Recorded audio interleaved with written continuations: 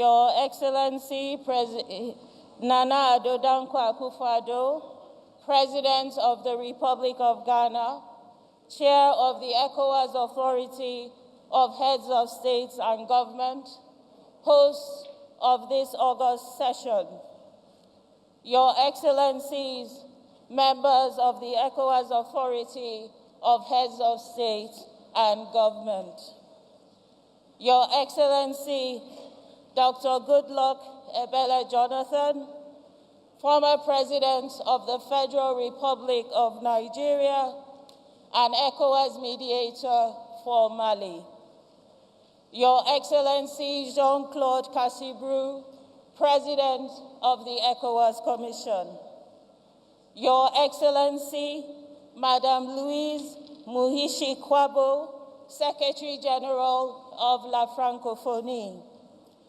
Your Excellency Mohamed Saleh Anadif, Special Representative of the United Nations Secretary General, Head of the UN Office for West Africa and the Sahel, Your Excellency Dr. Akufo-Addo, President of the African Development Bank Group, Your Excellency Mr. Abdoulaye Diop, President of the UNWA Commission, Your Excellency Dr. Mohamed Ibn Chambers, former President of the ECOWAS Commission and former head of UNOWAS, Honorable Ministers, Governors of Central Banks, Honorable Sidi Mohamed Tunis, Speaker of the ECOWAS Parliament, Your Lordship Edward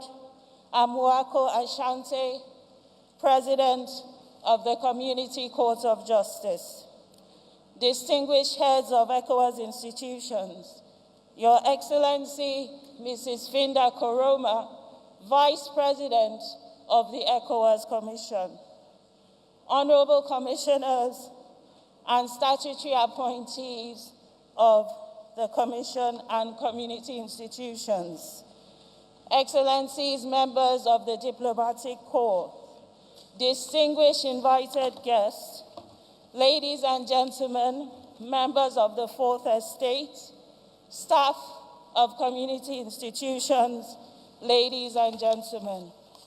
Welcome to the 49th Ordinary Session of the Authority of Heads of State and Government. This is the opening ceremony. During this opening ceremony, it will be our pleasure to hear a statement from His Excellency Jean-Claude Cassibrou, President of the ECOWAS Commission. Then we will be honored to have the welcome address by the Chair of the ECOWAS Authority, His Excellency Nana Addo Dankwa Akufo-Addo, President of the Republic of Ghana. We will also have statements from the special guest of the Chair of the Community. We will hear from Her Excellency Louise Muhishi-Kwabo, Secretary General of la Francophonie. This will be followed by a statement by His Excellency Mohamed Saleh Anadif, Special Representative of the UN Secretary General for West Africa and the Sahel. We will also be addressed by His Excellency Dr. Akufo-Addo, President of the Africa Development Bank Group. There will also be the signature of a military and technical memorandum of understanding between the Republic of Senegal and the Republic of Guinea.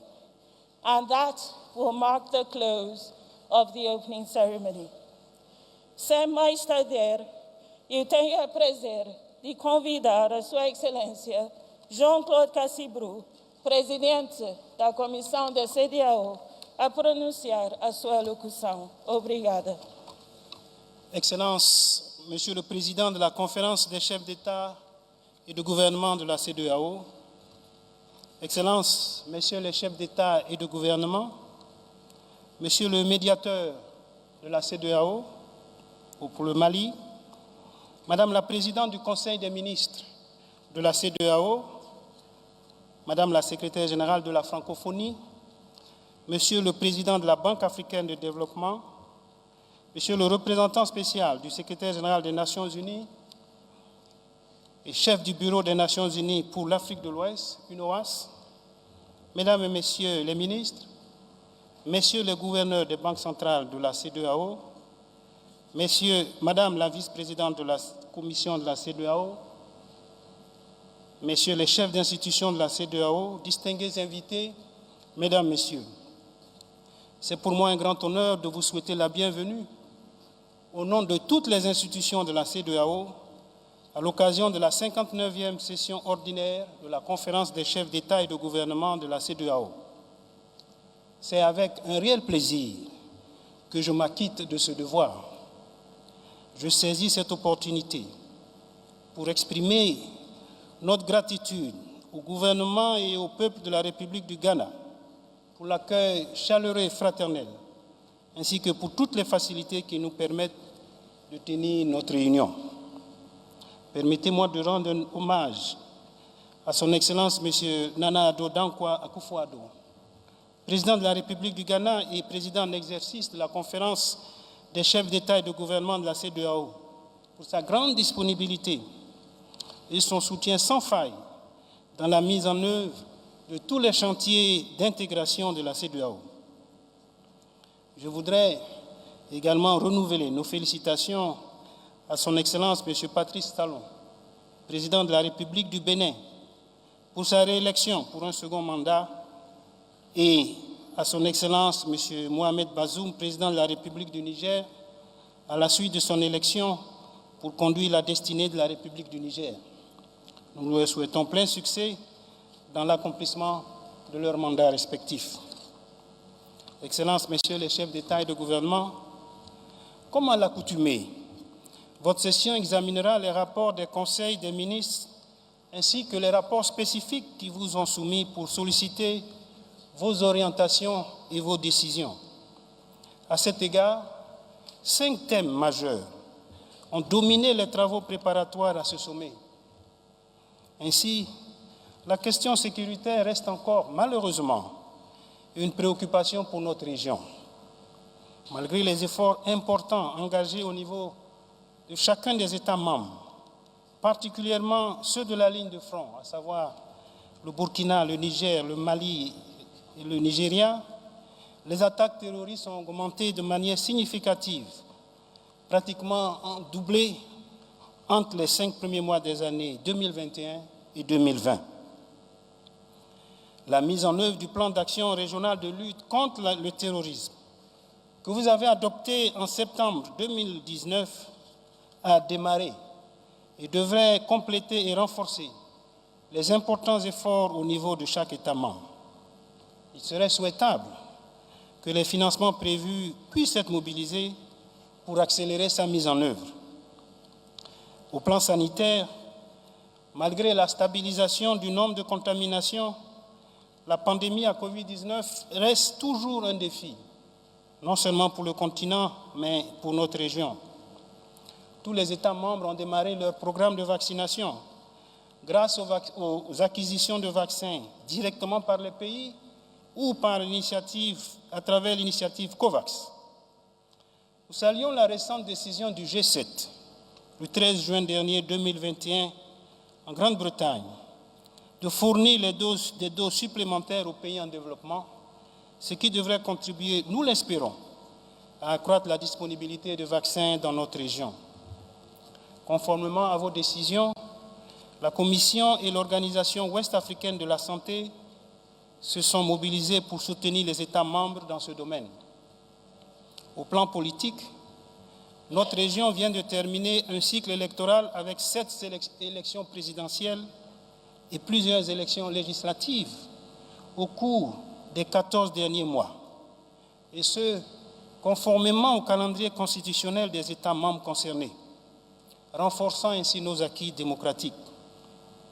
Cependant, la crise sociopolitique au Mali reste une préoccupation, compte tenu des d'instabilité, non seulement pour ce pays, mais pour toute la sous-région. Il est donc important que les décisions que vous avez prises lors du sommet extraordinaire d'Accra le 31 mai dernier soient mises en œuvre, particulièrement en termes de respect de la date des élections présidentielles fixée au 27 février 2022. Le rapport du médiateur qui s'est rendu récemment au Mali et qui vous sera présenté dans le huis clos donnera un peu les avancées récentes qui ont été effectuées dans ce pays.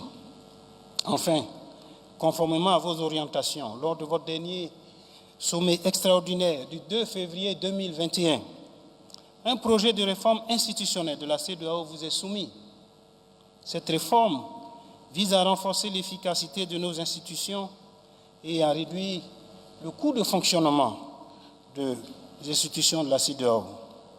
Ce projet a fait l'objet de nombreuses discussions à travers une réunion du Conseil des ministres extraordinaire et dont les conclusions vous seront présentées à ce sommet. Excellences, Messieurs les chefs d'État et de gouvernement, après une baisse de près de 1% en 2020, notre région devrait retrouver une croissance économique positive en 2021, estimée à 3,4%, soit le même niveau que la période avant le Covid. Cependant, cette croissance reste encore insuffisante, se situant notamment en deçà de la moyenne du continent. Nous devons donc continuer à accroître les investissements publics et privés, notamment dans les infrastructures et le capital humain. Dans ce contexte, la mise en œuvre concrète des conclusions du sommet de Paris sur le financement des économies africaines, ainsi que l'initiative du G20 portant sur le traitement de la dette au-delà de la suspension des services de la dette sont fortement attendues.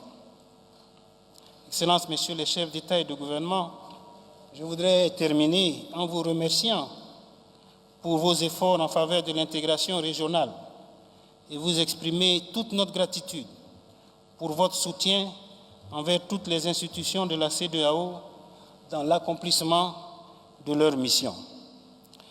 Comme annoncé dès le début, nous saluons également la signature d'un accord qui sera fait ce matin entre la République de Guinée et la République du Sénégal.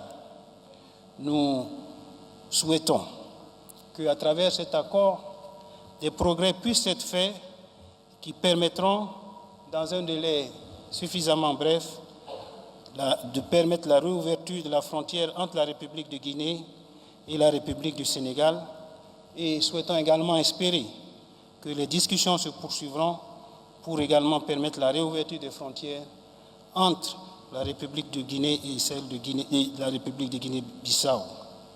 Nous voudrions encore une fois réaffirmer notre engagement à œuvrer pour le développement de notre communauté sous vos orientations. Merci encore pour votre très aimable attention.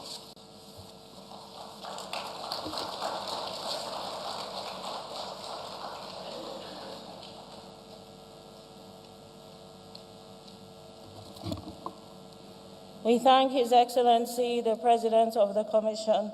J'ai maintenant l'honneur d'inviter Son Excellence, M. Nana Addo Dankwa Akufo-Addo, Président de la République du Ghana et Président en exercice de la Conférence des chefs d'État et de gouvernement de la CEDEAO, à prononcer son allocation de bienvenue. Merci. Your Excellencies, Heads of State and Government, members of the ECOWAS Authority, representatives of member states, President of the ECOWAS Commission, Chair of the ECOWAS Council of Ministers, heads of ECOWAS institutions, the ECOWAS mediator on the Mali crisis, representative of the African Union Commission, Secretary General of La Francophonie and special guest of honor, President of the African Development Bank, Special Representative of the UN Secretary General for West Africa and Sahel, members of the Diplomatic Corps, fellow West Africans, ladies and gentlemen. I welcome your excellencies to your second home, Accra, Ghana's capital, for the 59th ordinary session of the Authority of Heads of State and Government of the Economic Community of West African States, ECOWAS. I acknowledge with gratitude the presence of the representatives of the African Union and the United Nations and members of the diplomatic corps, and most especially that of Madame Louise Mushikiwabo, our Rwandan sister, who is the Secretary General of La Francophonie and our special guest of honor. I say a hearty akwaba, a word of welcome to each one of you, and I hope you're enjoying the famed Ghanaian hospitality. On behalf of the government and people of Ghana, I thank all ECOWAS member states and all AU member states for the support of Ghana's recent successful candidature for a non-permanent seat in the United Nations Security Council for the years 2022 and 2023. Ghana received the highest number of votes on the day, that is 185 out of 190 votes.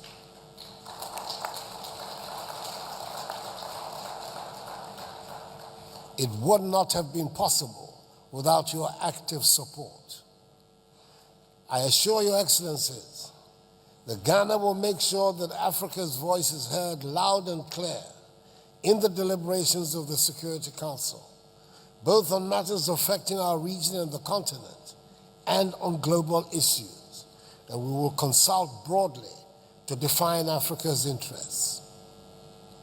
Africa's common position on UN reform, based on the Ezulwini Consensus, is one matter Ghana is determined to urge on the global agenda. We will work to solicit the backing of countries around the world for this long overdue reform.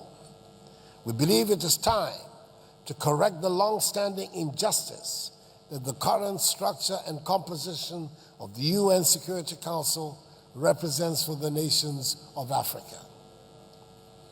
Excellencies, let me congratulate warmly our brothers and colleagues, His Excellency Mohamed Bazoum and His Excellency Patrice Talon, who have been elected as presidents of the Republic of Niger and of the Republic of Benin, respectively, since our last summit. I offer them my and the community's best wishes for their success during their terms of office. I commend also the Republics of Côte d'Ivoire and Cape Verde for the conduct and outcomes of their latest legislative elections. Our region continues to strengthen its democratic credentials through the holding of successful elections. Excellencies, the agenda for this meeting has been well defined. At our extraordinary summit in February 2021, you entrusted me with the task of leading the reflection on the institutional reform of our organization. The purpose of the reform is to improve the performance and operational efficiency of ECOWAS institutions in order to ensure the implementation of integration programs for the economic and social development of the region. The reform focuses on the optimal structure of the Commission and other institutions, on modalities for the allocation of statutory positions, and on streamlining ECOWAS's operating costs.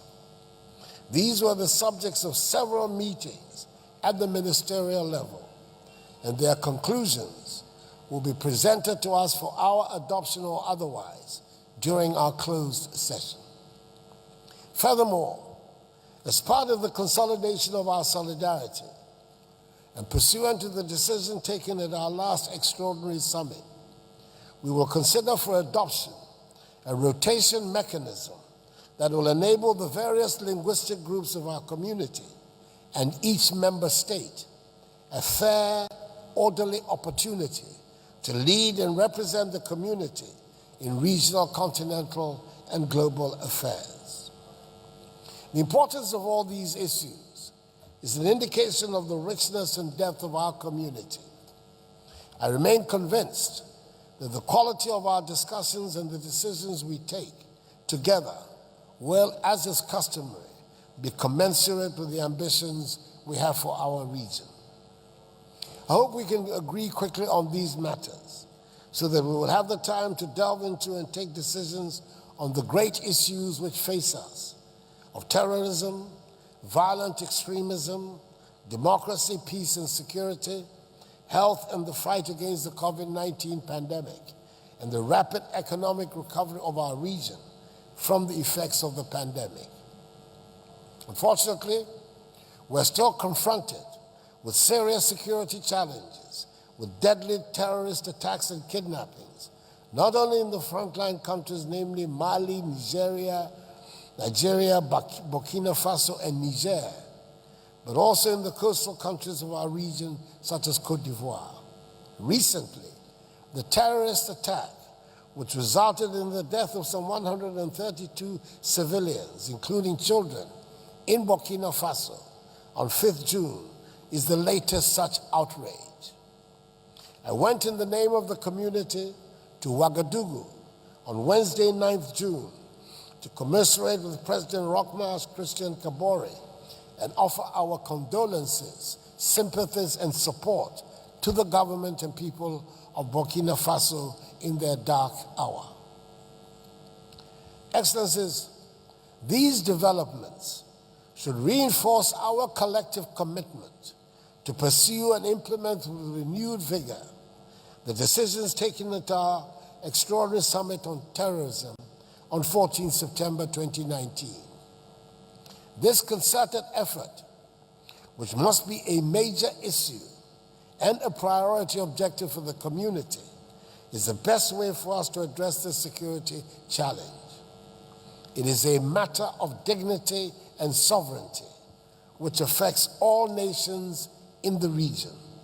None of our countries is insulated from the threats of terrorism. Whilst thanking the countries that have already contributed to the ECOWAS Regional Security Fund, I appeal to other countries who are yet to contribute to do so. We must also pay urgent attention to the growing threat to maritime security in our region. Acts of piracy and maritime destabilization are on the rise in the Gulf of Guinea. That's affecting trade in our community and increasing the cost of imported products. We must operationalize the maritime centers we have established in the region and agree on the way forward to combat these acts of piracy. We cannot hand over control of the Gulf to pirates. Excellencies, we'll have the opportunity to discuss the political situation in Mali with a view to assessing the progress made since our last decisions taken at the emergency summit held here in Accra on the 30th of May, when we suspended the Republic of Mali from our organization, pending the restoration of democratic rule there. We'll hear a report from the ECOWAS mediator on the Malian crisis, His Excellency Goodluck Jonathan, the former President of the Federal Republic of Nigeria, and the President of the ECOWAS Commission, His Excellency Jean-Claude Cassibrou, who went together to Mali after the investiture of Colonel Goita. One issue of concern for all of us has to do with the pandemic of COVID-19, which continues to ravage the world and our region. The strong measures taken at national and regional levels since the outbreak of the pandemic have enabled us to contain and mitigate, with the blessing of the Almighty, its impact in our respective countries, the tragic deaths we have recorded notwithstanding. We need, as a community, to contribute to the global discourse on access and availability of vaccines for all the peoples of the world. Through the COVAX initiative, all the countries in the region have taken delivery of some vaccines, supplemented by direct procurement by some member states. I thank foreign friends of the community who have contributed to funding the initiative. We note, however, that the quantities received are wholly insufficient. We must thus continue to work on the purchase and production of vaccines in our region. We have to encourage members of our community, such as Nigeria, Senegal, and my own country, Ghana, which are making the effort to produce their own vaccines. We cannot afford to be naked the next time. The recent decision of the G7 to provide more vaccines to developing countries is commendable, just as its decision on the taxation of multinational companies. It is a first step towards addressing the illicit flow of funds in which these multinational companies play a large part and which lead to the huge exodus of resources from our continent. There's still more to be done. Excellencies, beyond these challenges, we must work to achieve strong economic growth based on the construction of resilient economies. Let us continue to focus on the implementation of programs and projects in all areas of national life to ensure job creation and the well-being of our peoples. This requires that we strengthen our regional integration by pursuing the free movement of goods and people and the development of our economic infrastructure and our human capital bases. In this regard, the entry into force of the African Continental Free Trade Area, AFCFTA, on 1st January 2021, offers us a historic opportunity to enhance our levels of intra-regional trade and inspire the momentum for rapid economic growth. We have to rise to the occasion and change our destiny.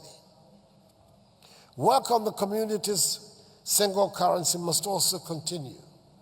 According to our program, the new Convergence Pact and the new roadmap for its implementation will be submitted for adoption during this summit. Excellencies, the world continues to value the work of our organization, which is held up as a model of regional engagement on the continent, and we must continue to do whatever is required to strengthen it and help realize its objectives. Excellencies, I conclude my address by again welcoming you to Accra and wishing our meeting success. I hereby declare the 59th Ordinary Session of the ECOWAS Authority of Heads of State and Government open. I thank you.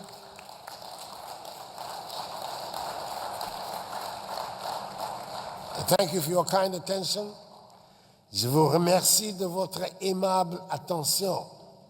Muito obrigado pela sua atenção. That is for the Guinea President. Guinea-Bissau President. Thank you. We thank His Excellency for his welcome address. We shall now hear from the special guests who have graciously accepted the invitation of the Chair of the Authority. Ainsi, nous allons inviter Son Excellence Madame Louise Mushikiwabo, Secrétaire générale de la Francophonie, à prononcer son discours. Merci. Merci beaucoup. Merci, Madame. Excellence, Monsieur le Président en exercice de la CEDEAO, Président de la République ghanéenne, notre gracieux hôte, Excellences, Messieurs les chefs d'État de gouvernement, distingués invités, Mesdames et Messieurs les chefs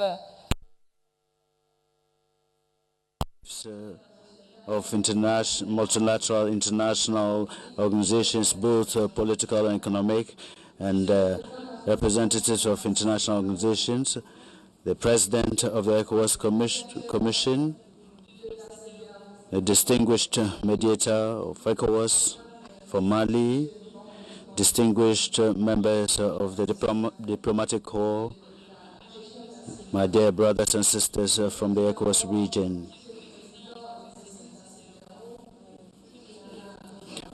President Nana Akufo-Addo, President of the Republic of Ghana, current Chairman of ECOWAS, President of the ECOWAS Commission, I wish first and foremost to thank you most sincerely for the invitation extended to me as a special invited guest to participate in this 59th session of the Summit of the Heads of State and Government of ECOWAS. Our two organizations, Mr. Chairman, are sister organizations. Almost all members of your organization are members of the Francophonie, including Ghana and the Gambia, which is the baby of our organization. And we indeed have been at the foundation of the creation of Francophonie. Several of the founding fathers indeed are from West Africa. And it was Niamey that they selected 51 years ago to establish this multi-continental and multicultural organization, which is La Francophonie. It is therefore for me an honor to participate and to be with you within this family and to participate in your deliberations which are taking place in a global context characterized by challenges which are first of all health, security, and in the economic front, on the economic front. The health crisis that is wreaking havoc over the past 1.5 years has exposed the cracks in our current multilateral system, and we need to draw lessons from that. The solution in this area should be a global one and characterized by solidarity. It is for that reason that faced with the consequences, the Francophonie, which is the organization that I'm representing, very quickly mobilized its member states. As Secretary General, I have continuously conducted advocacy for equitable access to vaccines. We believe that in the face of health crisis, health is a global crisis. All member states should have guaranteed access to vaccines in order to ensure human security and health at a global level and relaunch our economies. Distinguished ladies and gentlemen, Francophonie has decided to provide significant support to women in particular during the health crisis, given that they are most affected. A new fund called Francophonie with Her has enabled us to fund 59 projects driven by women and young girls in 20 member states within the Francophonie, which amongst which we have several West African countries. Indeed, I had the opportunity to visit several of these women since December 2020. More than 14,000 women have indeed already benefited from this fund, and the second edition was launched in March 2021. The demographic growth in many of our member states it's indeed undeniably a strength, but in order to derive benefits from it, we need to pay special attention to the youth, to their aspirations. Public policies should create opportunities and guarantee realistic prospects, which also take into consideration the youth. Distinguished ladies and gentlemen, we need to guarantee schooling and employment for them. Several of our countries, amongst which we have ECOWAS countries, have an active and impatient youth which is, however, ready to seize opportunities. The Francophonie is supportive of your efforts as far as the youth are concerned, and it is in this regard that with the countries of the G5 Sahel, which are also members of the Francophonie, we have committed ourselves to the establishment of a Youth Sahel Radio, which is a space for dialogue and education on citizenship and share opportunities for the youth within this region. This radio for the youth should become operational in the 5 before the end of 2021. Your Excellencies, heads of state, this is not new, but I best repeating that West Africa is confronted with a major security threat, which is characterized by terrorist groups extending their activities in the Sahelian region and increasingly towards the coastal countries. Our countries expect that security will be guaranteed by all. Each one of you is committed, I'm aware, to confront this security challenge. Without security, no development can be possible. The International Francophonie Organization, once again, will provide all the necessary support to you to ease the tensions in order to mobilize its 88 member states that would provide support to support training to peace and share experience in terms of redeployment in territorial administration and support training for mediation. Distinguished ladies and gentlemen, I welcome the exemplary collaboration between La Francophonie and ECOWAS, in particular in terms of supporting electoral processes. We have worked very closely, as you are aware, on the elections that held recently in Côte d'Ivoire, in Burkina Faso, Niger, as well as in Benin. This excellent collaboration seeks to be enhanced as we agreed with the current chairman of ECOWAS. West Africa has indeed always been at the forefront of democratic change, but consolidating democracy would require that we listen increasingly to the citizens and distinguished heads of state and government. We need to also ensure that violence and tensions are not part and parcel of our electoral processes. Allow me quickly to make mention of the situation in Mali. And it is part of all the challenges I mentioned earlier on. But would first of all like to commend ECOWAS for its activity and the support provided in resolving the Malian crisis. But we also want to say that the Francophonie is in full support of ECOWAS as far as its position concerning this big member of Francophonie is concerned. We also suspended Mali following the second coup d'etat, but we're maintaining our support to support the country towards the restoration of constitutional and democratic order. Indeed, some of our team members are already in the field to support the transitional authorities. We're therefore providing support to the institutional and electoral reforms that are already envisaged. It is crucial that the next elections would enable the future leaders to have the necessary legitimacy to conduct far-reaching reforms which the Malian people are so expectant of. On this issue, we can assure you of our continuous support on the part of our organization, and this alongside our member states.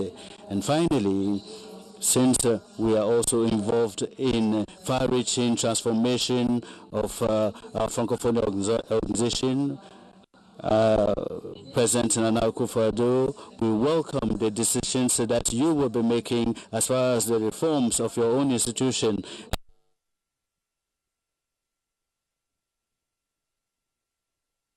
En famille, entre la CEDEAO et la and the Francophonie. On this note, I wish to thank you for your kind attention. Thank you very much. I now respectfully call on His Excellency Mohamed Saleh Anadif, Special Representative of the UN Secretary General for Africa and the Sahel, to give us his statement. Thank you.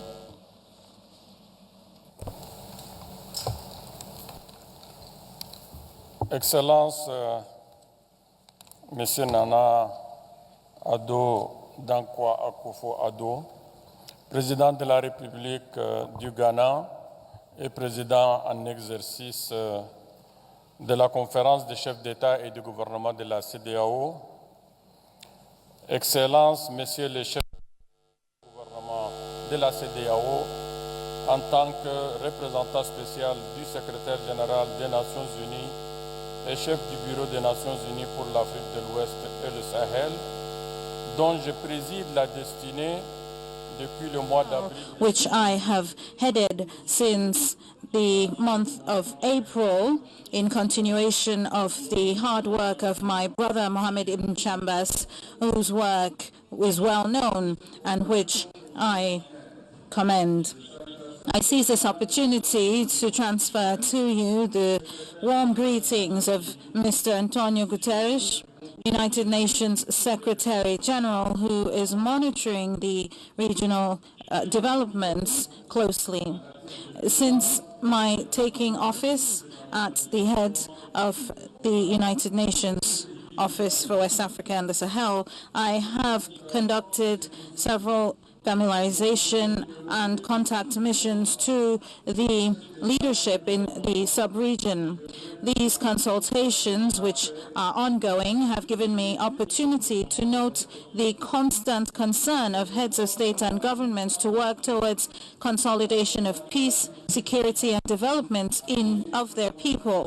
The concerted effort in the sub-region to support the Republic of Mali in carrying out a successful transition bears witness to this commitment. The United Nations remains available to support your efforts, particularly through our mission in Mali, MINUSMA, which is being led by our brother El Gassim Wan, whom I also wish well. The smooth running of electoral calendars as well as political processes in the sub-region these last few months are also an illustration of the commitment of heads of state in the sub-region. Unfortunately, differences and sometimes violence have tarnished the electoral process and also undermined dialogue and consensus. We welcome the political dynamics, the positive political dynamics in Côte d'Ivoire, particularly the measures put in place by the authorities towards the return of the former president, Laurent Gbagbo, to his country. This is a positive move towards strengthening social cohesion and national reconciliation. 2 ECOWAS member states are preparing presidential elections in the next few months. Cabo Verde in October 17th and the Gambia on the 4th of December. On the Gambia, where we are seeing a smooth running of electoral registration, we encourage all parties to reach a consensus on the constitutional process. We also commend the Inter-Party Committee for its efforts towards dialogue, and this serves as a gauge of peaceful and credible elections. In addition, the implementation of recommendations that came out of the Truth, Reconciliation and Reparations Committee is a challenge that the Gambia must face. In respect to Cape Verde, the elections should be an opportunity to consolidate the democratic progress in the country, as were the case in the legislative elections in April. There is need also to sincerely commend the authorities of Cape Verde in their activities towards regional integration, and to also extend the desire that this continues to be the case. In the sub-region is dominated by distributing events, including attacks by terrorist groups, destroying life and property, exerting heavy pressure on the resources of government in Sahel countries and the Lake Chad Basin, notably in Burkina Faso, Mali, Niger, and Nigeria. Sadly, innocent civilians, women and children continue to be the hardest hit. The deadly attacks in Solan, in Burkina Faso, on the night of June 4 to 5, in which at least 160 were killed, remind us of the monstrosity of terrorist activity. We commend the efforts of national forces and those of multinational forces, in particular the multinational joint task force against Boko Haram and the G5 Sahel joint force, which continued their joint cross-border operation against violent extremists despite the budgetary constraints. The United Nations welcomes the appointment of Their Excellencies Nana Akufo-Addo of Ghana and Mahamadou Issoufou, former President of Niger, to lead the effort to mobilize financial and technical resources with a view to accelerating implementation of the ECOWAS 2020-2024 action plan to eradicate terrorism in the region, which should no longer be considered as a challenge exclusively limited to Sahel. The improvement of coordination between the ECOWAS action plan, the regional strategy for stabilization of the Lake Chad Basin, and the United Nations integrated strategy for the Sahel is very necessary in order to ensure a comprehensive approach and long-term stabilization. We must also continue challenge linked to intercommunal violence and organized crime, which are having enormous security and humanitarian consequences in the sub-region. In this regard, piracy and armed attacks at sea in Gulf of Guinea remain very worrying and call for an urgent response on our part. We need to identify quick but lasting innovative solutions that can put an end to crime along the coast of the Gulf of Guinea. This is all the more urgent as the threat of connection between terrorist acts in the Sahel and maritime crime in coastal countries remain real and dangerous. It is essential to coordinate initiatives to curb this threat. Excellences, Mesdames, Messieurs, les différents défis sécuritaires ont un impact direct sur la situation des droits humains dans la sous-région, notamment celle des femmes et des jeunes.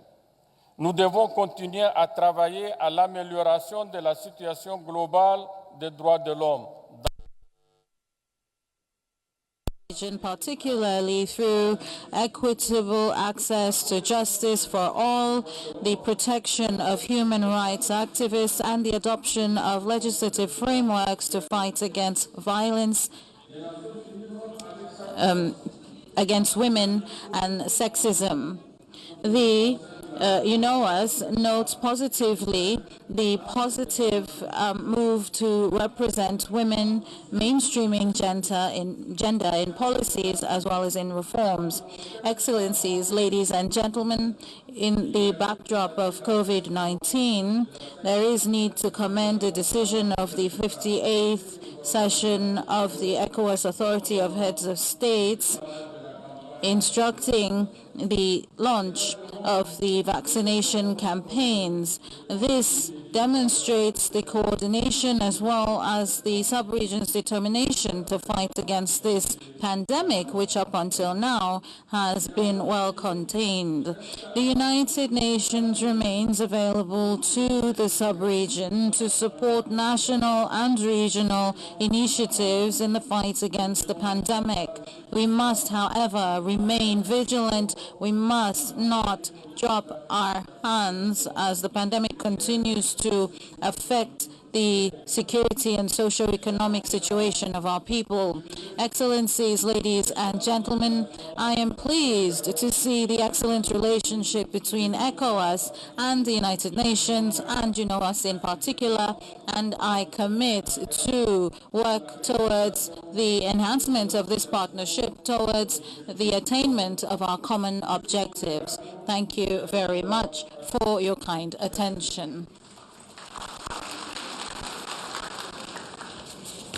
We turn our attention to the African Development Bank Group.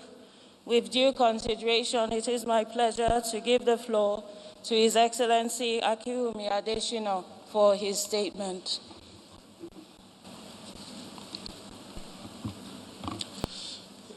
Your Excellency, President Nana Akufo-Addo, President of Ghana and Chairman of the ECOWAS Authority of Heads of State and Government, Your Excellencies, Heads of State and Government,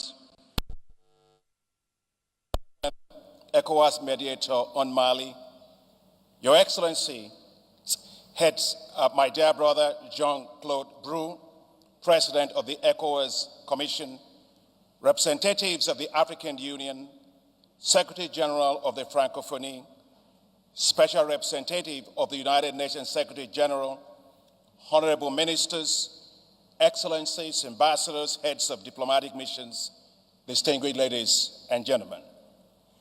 I wish to thank you very much, President Nana Akufo-Addo, for your outstanding leadership of the ECOWAS region. I am deeply honored to have been invited by you to address this summit. It was, Your Excellencies, on the December 22nd, 2019 in Abuja that I last had the opportunity to address the ECOWAS heads of state and government. I wish to use this occasion to collectively thank you, Your Excellencies, heads of state and government, for your huge confidence in me as President of the African Development Bank. With your individual and collective support, and those of your ministers of finance and foreign affairs, I was re-elected as President of the African Development Bank with 100% of the votes of all regional and non-regional member countries, the first time in the history of the bank since its establishment in 1964. Thank you very much. I wish to say a special thank you to my President, President Muhammadu Buhari, for nominating me and standing solidly behind and beside me through the thick and thin. I am equally grateful to my host president and big brother, President Alassane Ouattara, President of the Republic of Cote d'Ivoire, whose wise counsel, unflinching support, and kindness help at all times. Many thanks, Your Excellencies. Your Excellencies, you can be proud of the African Development Bank, your bank. The African Development Bank was rated the best multilateral financial institution in the world for 2021 by the prestigious US financial magazine Global Finance, and this is a first for us since our establishment of the bank in 1964.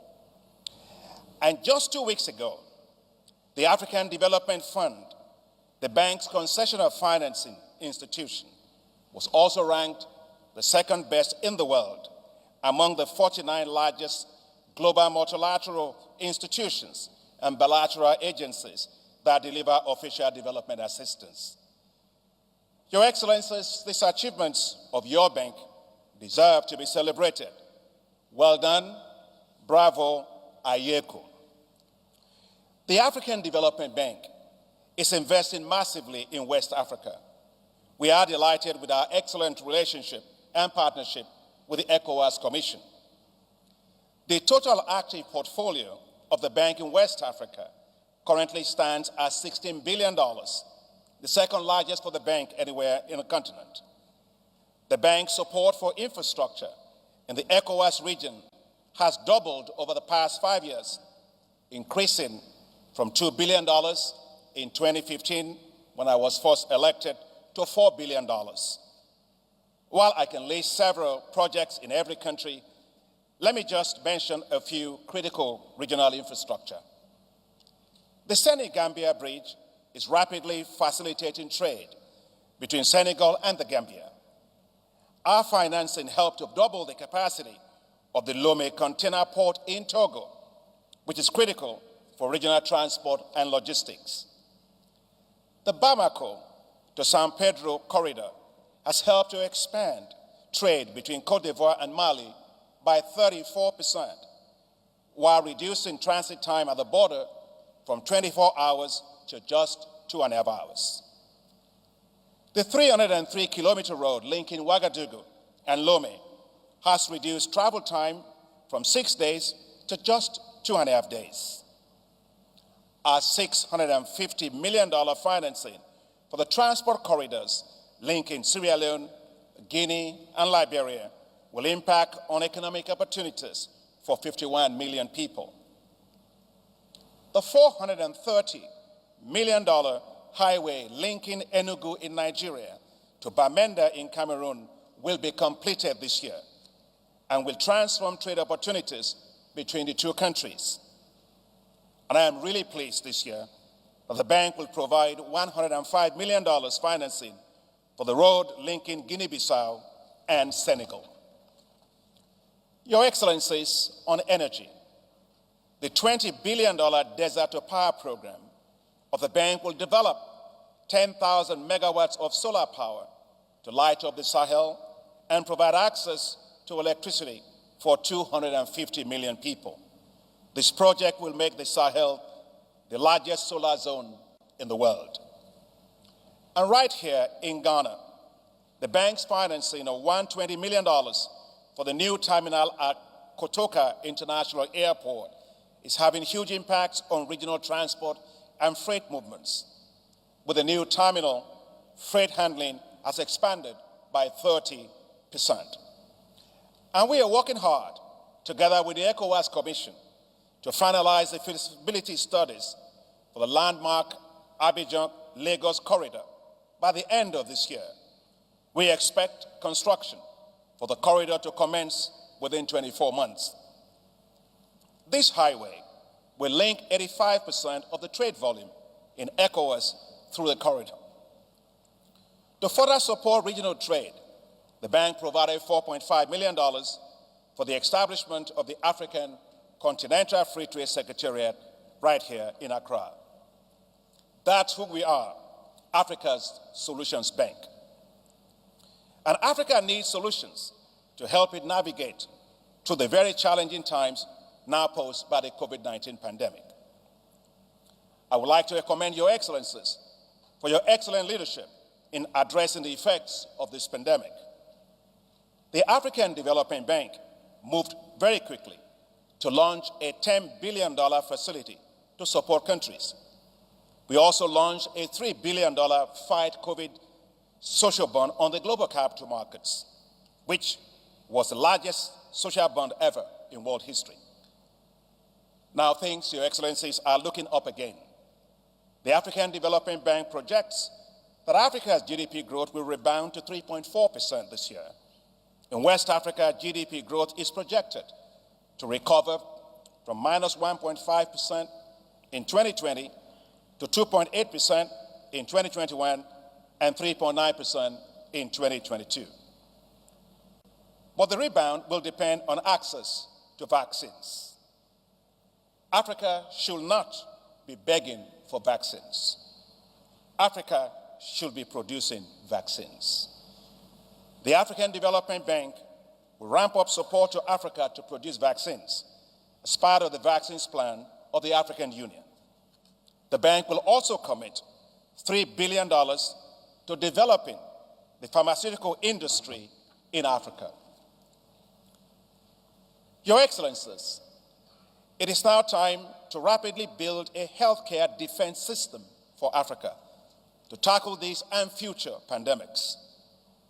The African Development Bank plans to invest in building quality healthcare infrastructure in Africa Your Excellencies, we must also now tackle the debt challenge facing the sub-region, and indeed all of Africa. Africa will need significant financial support. Low-income sub-Saharan African countries will need $245 billion by 2030 in additional gross financing, while the whole of sub-Saharan Africa will need $425 billion over the same period. Your Excellencies, we now have a real opportunity to tackle Africa's debt challenges more decisively with the recent decision of the IMF to issue special drawing rights, otherwise called SDRs. The G7 Global Leaders Summit, which followed your call for this at the Paris meeting of financing, gave the green light for allocating $100 billion of SDRs to Africa. This will open the way for much-needed relief for Africa. As agreed in Paris, during the Financing for Africa Economists Summit, the heads of state called for the African Development Bank to receive SDRs on behalf of African countries as well, and to use them to on-lend to public development banks. It will also be important that some of the SDRs in Africa be used to buy down some of the very expensive debt owed to private creditors. These will help to avert a looming crisis of payments to private bondholders due in 2023-2024, which, if not addressed, could lead to massive credit downgrades across Africa. Your Excellencies, we must now put in place an African financial stability mechanism to protect the continent against external shocks. This mechanism is critical. It will require that we mutualize our resources, avoid regional spillover effects, regionalize fiscal policy rules, develop homegrown reforms and debt resolution approaches, and provide a regional safety net that will complement the global safety net of the International Monetary Fund. Your Excellencies, when we resolve Africa's debt challenges, I can rest, if just a little. But one thing will still keep me awake at night: Africa's rising insecurity. As you well know, the situation is most precarious in the Sahel and the Lake Chad Basin. But I'm sure, Your Excellencies, it keeps you also awake at night. The trend is disturbing, as expenditures on defense are rising fast, displacing financing for development. Your Excellencies, the investable space in Africa is rapidly shrinking due to insecurity. Take the case of Mozambique, where the African Development Bank helped to structure a $24 billion deal for its liquefied natural gas project. This transaction won the Global Project Deal of the Year 2020 award. This will have made Mozambique the third largest producer of liquefied natural gas in the world, with projected revenues of $66 billion. Alas, terrorists have now invaded the location. Total, the major project sponsor, has just declared force majeure and has pulled out. These insecurity situations and insurgencies now pose the biggest risks to Africa's development. Yet countries lack adequate resources to effectively tackle these challenges. If unaddressed quickly, insecurity will become a huge risk to our dream of an African continental free trade area. It is time to adapt our approach. Your Excellencies, we must now link security to investment, growth, and development. That's why the African Development Bank calls for the development of security-indexed investment bonds. Taking advantage of low long-term interest rates, these security-indexed investment bonds will allow Africa to leverage resources on the global capital markets to reinforce its security. The revenue streams from the security index investment bonds can be used to, 1, reinforce the security architecture of African countries and support dual-purpose infrastructure to enhance national and regional peacekeeping and security capabilities. 2, build destroyed or damaged infrastructure in conflict-affected areas, and finance new investment projects to relaunch economic activities and create jobs in areas prone to security challenges.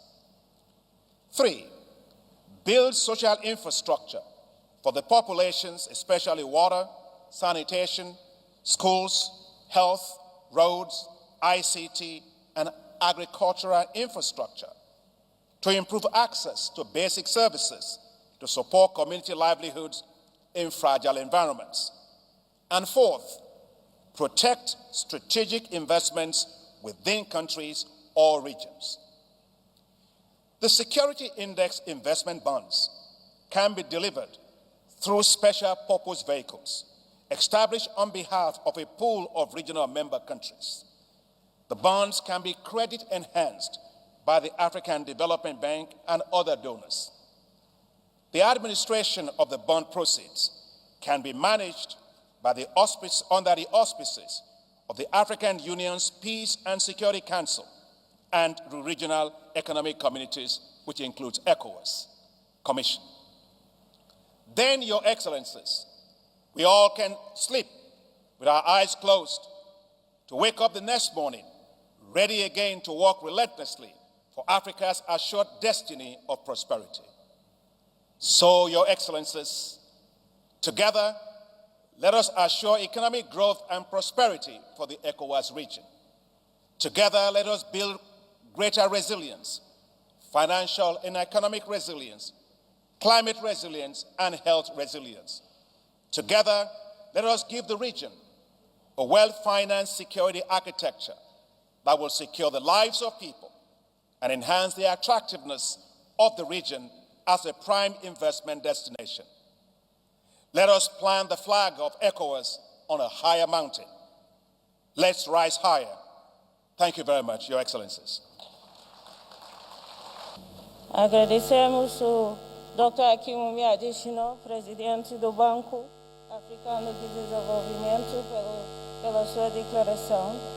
Nous allons maintenant témoigner un moment historique avec la signature d'un protocole d'accord de coopération militaire et technique entre la République du Sénégal et la République de Guinée. Pendant que les honorables ministres gagnent leur place, je passe la parole au président de la Commission pour modérer cet événement. Merci.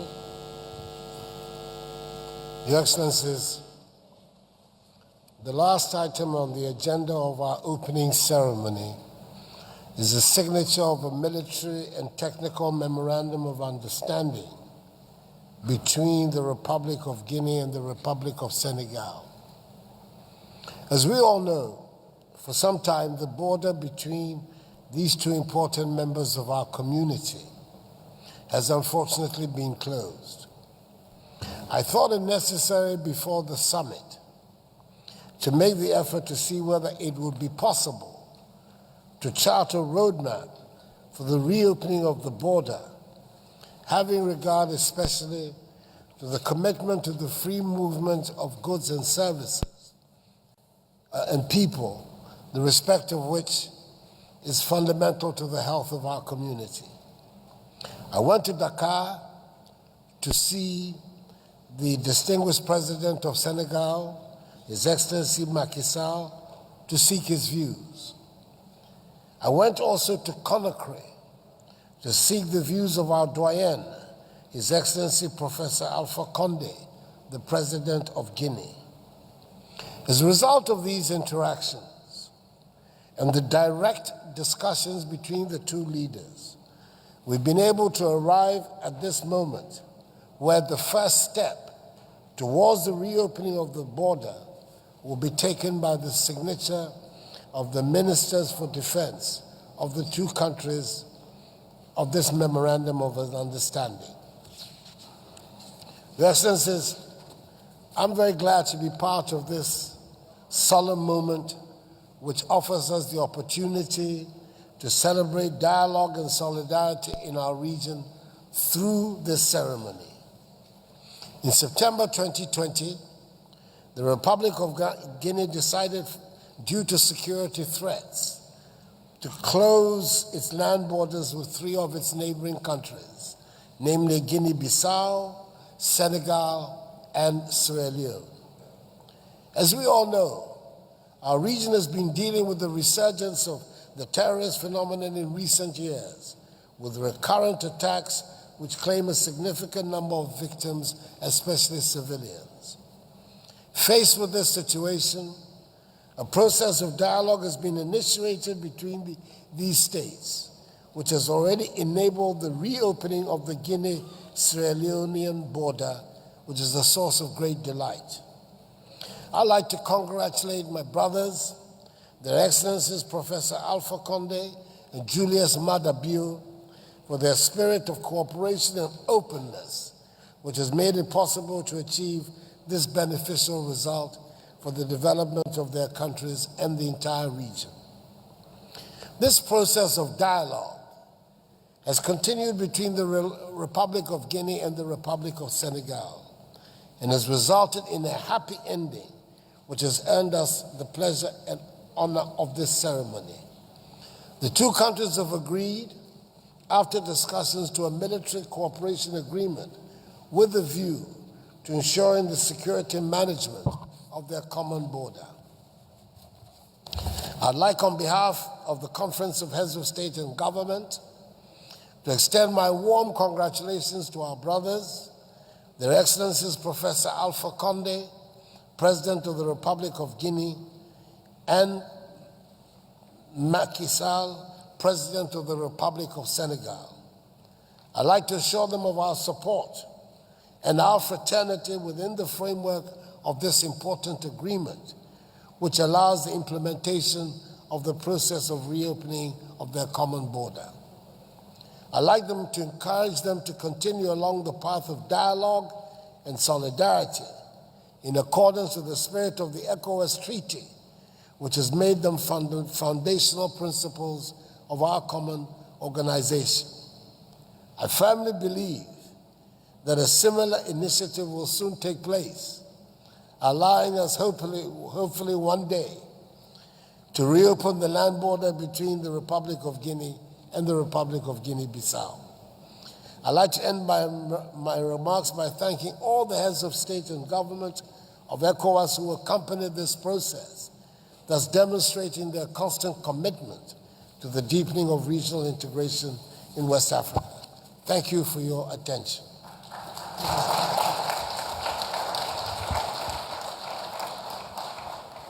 Thank Please, you. the security, can you ask the photographer to move on the side to allow the head of state to follow the situation? Je dois aller là-bas. To permit their excellencies to observe the signing, please. Yes, the President of Guinea-Bissau. Muito obrigado, Sr. Presidente Nana. Mas estou a assistir aqui, sinceramente, ninguém percebe. E não percebemos porque não há guerra entre Senegal e a República de Guiné-Conakry.